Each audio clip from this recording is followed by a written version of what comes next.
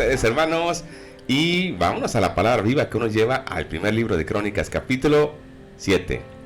Está bastante interesante, hermanos, porque está analizando la genealogía aún. La genealogía no se termina de estar plasmando en esta introducción bastante larga de este primer libro de Crónicas, y cada elemento de la genealogía, ya lo vimos, tiene propósitos, tiene objetivos, y el día de hoy no es la excepción, hermanos, porque después de la amplia sección dedicada a los descendientes de la tribu de Leví, que fue así bastante detallada, se reanuda el recuento de las tribus restantes de Israel, sus genealogías y sus asentamientos. ¿Qué quiere decir? ¿Dónde vivieron? ¿Dónde se desarrollaron? ¿Dónde ellos estuvieron viviendo? Y concretamente se nos habla de estas 6 tribus: Isaacar, Benjamín, Neftalí, Manasés, la otra mitad Efraín y Aser. Entonces, hermanos, aquí se omiten 2, Dan y Zabulón, y se vuelve a repetir Benjamín en el capítulo 8. Así que mañana vamos a ver con detalle la tribu de Benjamín. Ahorita es como una introducción, pero hoy la toca así de manera escueta. En conjunto se trata del grupo de tribus que formaron más tarde el reinado de Israel o del norte, excepto de Benjamín. Las demás podemos ver que conforman el reino del norte, el reino carlita, que fue llevado primero al exilio y que ya no tuvo la oportunidad de regresar. El cronista ha ordenado las genealogías de Isaacar, de Benjamín y de Aser de una manera similar. ¿Por qué? Porque, hermanos, hay una fórmula en la que se expresa de ellos. Primero dice los hijos de, y menciona la lista. Y eso es bastante interesante, porque en otra genealogía dice, y este es padre de tal, y este es padre de tal, y aquí es diferente la genealogía. Son hijos, y menciona cuáles son sus hijos, seguido por una lista de los líderes de los clanes familiares. Y aquí me parece interesante la nota que pone, y dice, fueron militares, fueron gente de guerra, fueron gente de batalla, y hace una alusión a una cantidad, Carlita, exorbitante de estos varones de guerra. Y es que así como una forma en la que se refiere a todos ellos, dando a entender que en la tribu del norte igual eran fuertes, que en la tribu del norte también ellos tenían un asentamiento particular, pero también habla de que era una tribu que mayormente, Carlita, era muy fuerte para la guerra, eran aptos para la guerra, y que no obstante que eran aptos para la guerra, así como los de Transjordania, estos, aún con toda la capacidad que tenían, fueron llevados a la cautividad. ¿Te das cuenta cómo implícitamente está dando un mensaje diciéndoles, estos eran buenos para la guerra, eran muchos, pero terminaron exiliados? Entonces, ahora nos damos cuenta de que el primer mensaje que yo logro ver en este capítulo es ese, de que hace una referencia de que las tribus del norte la conforman tribus que eran de guerra, pero no obstante, siendo de guerra y siendo muchos, como el texto lo explica, no pudieron mantenerse en esa nación, en esa promesa de esta tierra, porque dejaron de buscar a Dios. Esta tribu, Carlita, y esas tribus del norte no fueron consistentes, no fueron constantes en su fe. Que en la genealogía de Efraín, hermanos, no solo menciona esta fórmula de decir, este es hijo de tal y este engendró a tal. Más bien, aquí se enumeran los hijos de Efraín y se pone una nota narrativa que no hay en los anteriores, que relata la muerte de los hijos de Efraín a manos de Gad, y el duelo de Efraín y el posterior nacimiento de Bería y de Será. Esto no parece a nosotros, es como una especie de relato que se incrusta dentro de la genealogía, dando a entender que Efraín tuvo momentos muy difíciles, muy duros, pero Dios se manifestó en ellos. Y en esa tribu precisamente, hermanos, llega un personaje importante, Josué, hijo de Num. En el verso 25 al 27 se menciona en esta lista a Josué, hijo de Num, que esto me parece muy importante en esta nota, hermanos. ¿Por qué? Porque todos conocemos la historia y vimos el libro completo de Josué, Carlita. Lo analizamos, lo reflexionamos y pudimos darnos cuenta de la trascendencia que tuvo cuando Dios decide que no es Moisés quien va a cruzar con el pueblo a la tierra prometida, sino que ha designado que Josué sea. Y me parece importante que aquí dice que esta genealogía surge este varón que fue uno de los más grandes líderes de Israel y los guió a la tierra prometida, y ahora esta generación va de regreso a la tierra prometida. Nos damos cuenta, hermanos, cómo pone un énfasis en decir, surge un personaje que guió a nuestros antepasados a tomar posesión, a regresar, a hacer una labor para poder quedarse en esta nación. Y nosotros que vamos regresando, creo que este mensaje nos ayuda. Así como Dios guió a Josué y así como Dios le permitió a Josué establecerse aún con tantos adversarios en la tierra prometida, así nosotros vamos de regreso y aún con toda adversidad podremos establecernos. ¿Qué te parece esta referencia, Carlita? Y es que es una referencia, si nos damos cuenta, hermanos, de muchos nombres. Y no sé cómo usted percibe esto, pero yo percibo que es como que este pueblo que está regresando del exilio le está contando a la generación, mira, este personaje, tú vienes de tal tribu, y le empiezan a decir, y Josué es y ellos, pues, ¿quién es Josué, no? ¿Y quién es Nun? ¿Y de dónde venimos? Entonces ellos tenían, creo que lo he comentado, ellos tenían que contar toda la historia, hermanos, de su pueblo. Estuvieron 70 años en Babilonia como esclavos. Ahí estaban exiliados. Y cuando ya los dejan libres, regresan a su tierra y tienen que contar la historia. Es como cuando usted le va a contar la historia a sus nietos o a sus hijos de la genealogía, de dónde usted proviene, de dónde viene, quiénes son sus padres, de dónde viene. Entonces, todo esto era lo que ellos tenían que hacer. ¿Por qué? Y qué bueno que lo estaban haciendo, porque ese fue el recordatorio de Dios a través de Moisés cuando les dijo, antes de que lleguen al exilio y sean esclavos por los asirios y los babilonios, les dijo en el norte, enséñenle a sus generaciones la palabra de Dios, enséñenles, y ellos pues no hicieron caso omiso, y aquí están las consecuencias años después. Dios les tuvo mucha paciencia y quedaron en esta situación. Pues regresando aquí, están como haciendo un recuento de las tribus. Están haciendo un recuento de las tribus mira, la tribu de Manasés y así, o sea, todas esas 12 tribus que formaban a una nación que es el pueblo de Israel, ellos tenían que contar toda esta historia. Y yo en que leo esta parte de la Biblia de Crónicas, es como que si a mí me estuvieran contando una historia de una nación que fue sacada de una esclavitud y que Dios los bendijo, pero su pecado, su rebeldía, su desobediencia los lleva a una situación.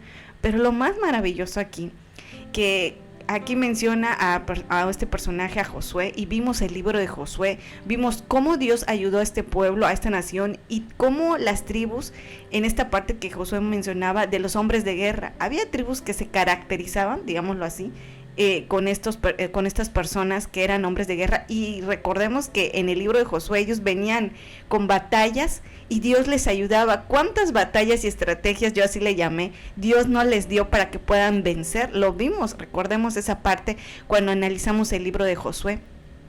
Y aquí ellos vienen de regreso, hermanos, vienen de regreso a la tierra que Dios les dio a sus antepasados. Recordemos que el pueblo de Israel venía saliendo de Egipto de una esclavitud. Y esta generación viene saliendo de Babilonia. De un destierro. De la misma condición que Dios lo sacó. Sacó a Israel de la esclavitud de Egipto. Y esta generación viene regresando a la tierra prometida en la misma situación, nada más que en Babilonia, como esclavos. ¿Sí nos damos cuenta, hermanos, cómo es esto? ¿Cómo se enlaza esto? Y yo digo, creo que no era el propósito de Dios que hubieran quedado en el exilio y esclavos en Babilonia, pero pues fue el precio que tuvieron que pagar por no seguir y no obedecer a Dios. Pero Dios les está dando una nueva oportunidad, les está dando el regreso a esa tierra, y en medio de todo ese trayecto y ese regreso, o sea, imagínense, hermanos, 70 años, es como que usted esté 70 años como esclavo en una nación donde no tiene derecho ni a adorar a Dios porque no tiene templo, donde no es su tierra. O sea, imagínense a este pueblo, y Dios les da la oportunidad, regresen a la tierra prometida, pero dentro de ese trayecto ellos se van a topar con muchas situaciones. Y yo creo que es lo mismo con nosotros, hermanos. Yo así lo veo en que estoy viendo todo esto. Digo, Dios me alcanza y me dice, vente parte de mi pueblo, parte de mi familia, eres parte de esta iglesia, eres parte de mí, Pero te voy a decir, te estoy sacando del pecado y de la esclavitud del pecado y estás entrando a la tierra prometida, pero en tu transitar de la vida vas a tener muchas situaciones, porque eres un ser humano como todos y vas a tener que pasar por situaciones a veces muy agradables como no agradables, pero es parte de esto, y esto es lo que este pueblo tenía que vivir, hermanos. Regresan del exilio, pero en ese regreso tenían no solo que enseñarle a su nueva generación todo lo que ellos por un momento dado omitieron, sino que también en ese regreso se toparon con muchas situaciones que tuvieron que lidiar, digamos, con eso. Y más adelante lo vamos a ver en los próximos libros, que es de Esdras y Nehemías. No fue fácil la construcción de los muros. Del templo. Del templo, para empezar, que fue lo primero que tenían que construir. Ese lugar que para ellos, no solo para ellos, hermanos, también para nosotros debe ser importante eso. Y tenían que tener ese proceso, hermanos, de regreso. Igual Dios nos dice lo mismo. Ustedes son mis pueblos, son mis hijos, pero en el transitar de su vida van a vivir situaciones agradables como no agradables. La clave, ¿dónde está, hermanos? Y es lo que Dios le está diciendo a este pueblo que está regresando del exilio de Babilonia. Su clave, su éxito está en mí. Si vuelven a mí y vuelven a adorarme y obedecen mi palabra, yo los voy a ayudar, los voy a guardar, les voy a prosperar en todo. Fue una nación próspera Israel, hermanos, sí, lo vimos en el tiempo de Salomón. No, fue una época esplendorosa, ¿no? Incluso todos los reyes los visitaban y querían conocer la ciudad y al rey, el palacio, el templo. Iban a consultarle a Salomón cuando vimos esto en Primero de Reyes. Era una nación que reyes y gente iban y se quedaban así asombrados de la nación tan potente que era Israel. Pero olvidaron lo más importante. Y es que Salomón no era digamos, la clave del éxito, era Dios. Pero había un rey que buscaba a Dios, que luego se desvió y ya sabemos sus razones. Pero es lo que esta generación que regresa a la tierra prometida, Dios le está diciendo, voy a darles la oportunidad de regresar. Van a atravesar situaciones difíciles, pero ustedes saben dónde está la clave del éxito en este caso con nosotros. Dios nos está permitiendo regresar y ser parte de su pueblo, ser parte de ese reino que está preparado para usted y para mí. Lo único que Dios nos está diciendo, si tú te mantienes conmigo, me obedeces y me amas, yo te voy a ayudar en todo hasta ese momento. Así que, hermanos, yo creo que es muy claro Dios en este momento y hasta esta parte del texto de Crónicas 7, donde Dios nos dice, yo soy lo único que te puedo ayudar. No te pase como este pueblo que buscó a otros dioses y se perdió y fueron al exilio y fueron esclavos. Así es, hermanos. Entonces, fíjense cómo se va conectando toda esta hermosa historia y cómo el mensaje es muy puntual. Mira, esto pasó con ellos. Nosotros, ¿hacia dónde vislumbramos estar? Y aquí hay otra referencia que para mí es crucial, hermanos, leemos la genealogía, porque por los relatos que está en el libro del Éxodo, sabemos que Josué nace en Egipto y fue el líder que condujo, que estuvo con Moisés todo el desierto y luego los condujo, atravesó el Jordán y conquista junto con estas tribus las tierras que Dios les había prometido. Pero, hermanos, yo cuando estuve leyendo esto digo, ¿por qué el cronista no lo menciona? No trae la genealogía, dice, y Josué que nació en Egipto, no lo menciona. Porque Josué en esta genealogía, y así como se le es presentado, como que ya estaba establecido en tierra prometida, ¿no? O sea, como que quita esa parte de la historia de Egipto y de esclavitud, porque aún nacido en Egipto, nos damos cuenta que el autor, hermanos, no lo menciona, como que desvincula a Josué de esta nación opresora, como lo fue también Babilonia, hermanos. Y aunque la mayoría de los que regresaron del cautiverio habían nacido en Babilonia, esa no era su patria. En la genealogía, hermanos, nos damos cuenta de algo. El autor a propósito omite esto, diciéndoles a ellos también, aunque ustedes nacieron ahí también, cuando digo ahí, no que en Egipto, sino que en una tierra que no era suya. ¿Saben qué? Ese no es nuestra raíz. Esa no es nuestra tierra. Yo quiero pensar que hubieron israelitas que prefirieron quedarse en Babilonia y dijeron, aquí ya nos acomodamos. Aquí nacimos, ¿no? Aquí nacimos y nos sentimos parte de. Pero hubieron quienes dijeron, a través de estos relatos, sí es cierto, nosotros no somos de aquí. Hay una promesa que vamos a regresar a a la tierra que Dios prometió a los antepasados y a nosotros también. Y me parece muy interesante esto, hermanos, porque quieras o no, cuando alguien vive en una ciudad muchos años o en un lugar muchos años, comienza a adaptarse a la cultura, al idioma, a la ideología, a muchas cosas, comienza a llenarse de eso. Y no nos vayamos lejos, hermanos, cuando usted lo puede dar fe de esto. Si vive en otro país donde usted no nació, ya se adaptó a la cultura, ya se adaptó a muchas cosas del entorno. Y en este caso, hermanos, si nos vamos, por ejemplo, al ejemplo de Daniel con sus amigos, a ellos hasta el nombre les cambiaron para desvincularlos de su raíz. Y que digan, ustedes ya no son de allá, son de acá. Y le pusieron nombres babilonios. Incluso eran varios reyes que le pusieron nombres babilonios. Les quitaron el nombre de origen y les pusieron nombres babilonios. Intentaban desvincularlos de su raíz, desvincularlos de su patria. Y aquí dice el autor, ¿y saben qué? Bueno, pues Josué aquí estuvo en Canaán. No sabemos qué pasó antes, como diciéndole, ¿saben qué? No importa lo que pase antes, lo importante es que Josué nunca perteneció a Egipto. Perteneció a la promesa de Dios. Perteneció a un nuevo llamado de Dios. Y saben que ustedes también no pertenecen a Babilonia, pertenecen a un nuevo llamado de Dios. Esta es la tierra que es suya. Sí, es cierto, quizá no tenga comodidades como allá, quizá no tenga lo que tenga allá, porque Babilonia era en ese momento, hermano, lo más moderno de su época, lo más, podemos decir, la ciudad, el lugar más importante, la potencia. Así es, pero dijo, ¿saben qué? Su patria, aunque está en ruinas, esa es su patria, aunque hoy vive una crisis, ese es su lugar. Y qué importante es que ellos lo sintieron así y así lo experimentaron. Pero Carlita no solo lo hace con Josué, mira, fíjate que también esta descripción misma lo hace con la genealogía de Manasés y la de Efraín.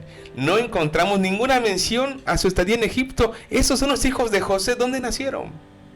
En Egipto. José era ahí, ¿no? Y lo desvincula. Dice, como que esto no. Los cambia de escenario porque Manasés parece asociado con elementos arameos en Palestina, en donde toma una esposa siria y omite su vida en Egipto y enfatiza la ocupación de su territorio, la parte norte del territorio del este del río Jordán. Algo similar pasa con Efraín, quien de acuerdo con el relato de Génesis nace y muere en Egipto, ¿verdad? Está en el Génesis 41 y Éxodo 1:6. Y en Crónicas, sin embargo, Efraín no se asocia de ninguna manera con Egipto. Más bien, se presenta a Efraín como originario de y asentado en Palestina. El relato del asesinato de los hijos de él a causa de un conflicto con los hombres de Gad y la fundación de 3 ciudades por su hija Será. Las menciona Bederón, Usenserá, o localizadas en Palestina, hace entender este énfasis que el autor quiere desvincularlos de Egipto. El autor intenta no quitar de alguna manera la genealogía, pero dar a entender a través de la genealogía algo muy importante. Estos no son ciudadanos egipcios, son ciudadanos de la tierra prometida. ¿Y saben qué? Ustedes no son ciudadanos babilonios, son ciudadanos de esta tierra a donde se están asentando hoy y ustedes pertenecen aquí. ¿Y sabe qué le digo a usted, hermano? No somos de este mundo, ni ustedes ni nosotros. Estamos de paso. Nuestra patria es eterna, es celestial. Y esto es una hermosa analogía, hermanos, porque nos vincula con el reino de Dios, nos vincula con las promesas de Dios, nos vincula con algo más allá. Y qué hermoso es saber, como hace rato Carlita dice, en Cristo Jesús, nuestra vida pasada quedó ahí, como dice el libro de Corintios, tuviera carta a los Corintios, las cosas viejas pasaron, hoy son renovadas, hoy son nuevas, hoy tienen un origen diferente, porque nuestro origen, hermanos, está en Cristo, y en Cristo son nuevas las cosas, y en Cristo vivimos en un reino nuevo. Qué hermoso está esto. Sí, fíjense todo esto que Dios nos está diciendo, hermanos, a través de este capítulo 7. Ellos, a pesar de que estuvieron en Babilonia, ellos sabían que no pertenecían a esa nación. Y tal vez como por ahí habrán quedado algunos, pero casi todos estuvieron ahí regresando a su tierra, destruida. Pero regresaron a reconstruirla, a levantarla. Pero más que nada, hermanos, aquí ellos tenían que recordar, no somos como ellos. Nosotros tenemos un sello especial. Nuestros antepasados fueron sacados de una esclavitud de la mano de un Dios todopoderoso, creador del cielo y de la tierra. Y ellos tenían que volver a alimentar su fe, hermanos. Tenían que no solo alimentar su fe y recordar, sino decirle a los demás, ¿sabes qué? Tú no eres de aquí. Y por eso hace referencia de Josué, que aunque nació en Egipto, él se forma parte de esta nación. Y aunque otros personajes, ellos se forman y hacen parte, por ejemplo, los hijos de José que nacieron en Egipto. Y menciona, no, pero ellos fueron parte. ¿Por qué, hermanos? Porque sienten ese llamado y sienten esa parte de ellos que pertenecen al pueblo, a esa promesa de esa tierra que Dios le dio a sus antepasados. Y es lo mismo que Dios nos quiere decir hoy.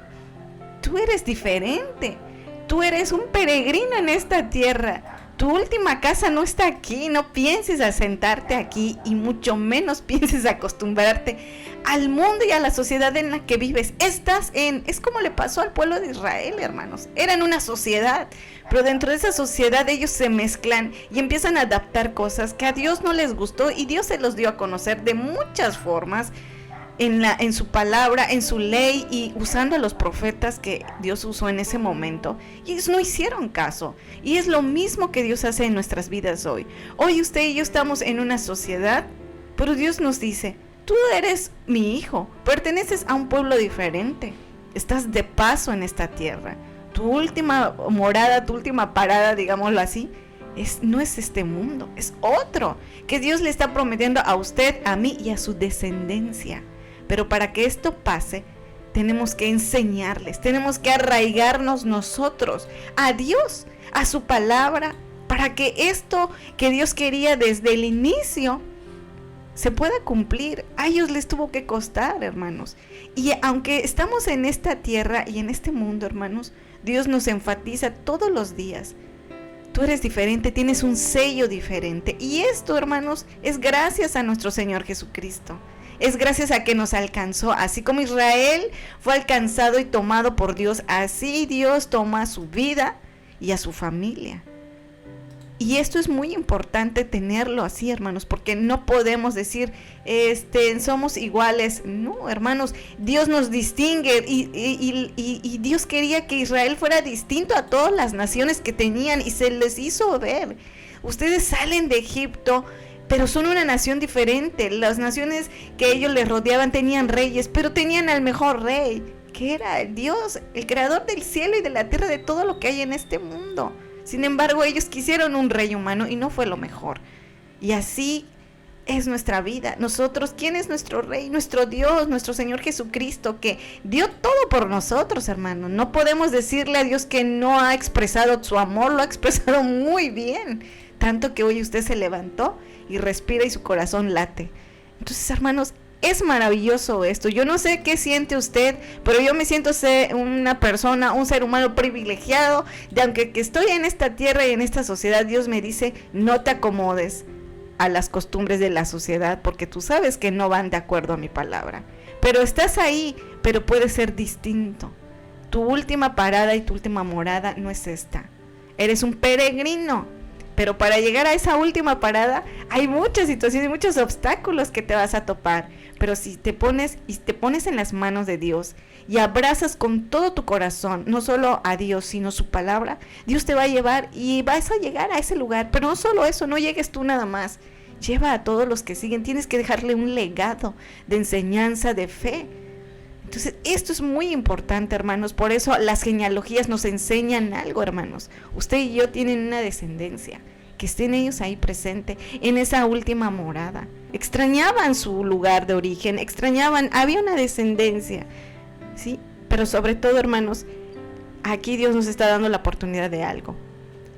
Hay una casa que Dios tiene preparada para usted y para mí. Anhele con todas las fuerzas de su corazón ese lugar donde usted va a estar ahí eternamente adorando y sirviendo a Dios, Así que, hermanos, creo que es muy motivante el premio que Dios nos está dando, yo así lo llamo, muy motivante, pero tenemos que perseverar, ser fieles, ser genuinos a nuestro Dios y obedecer su palabra en todo momento. Así es, hermanos, así que hay un llamado muy importante a través del capítulo número 7 de este primer libro de Crónicas.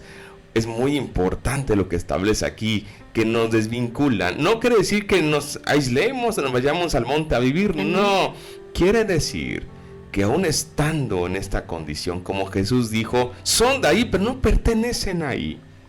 Señor, no te pido que los quites del mundo, que los guardes del mal. Fue la oración de Jesús en Juan 17.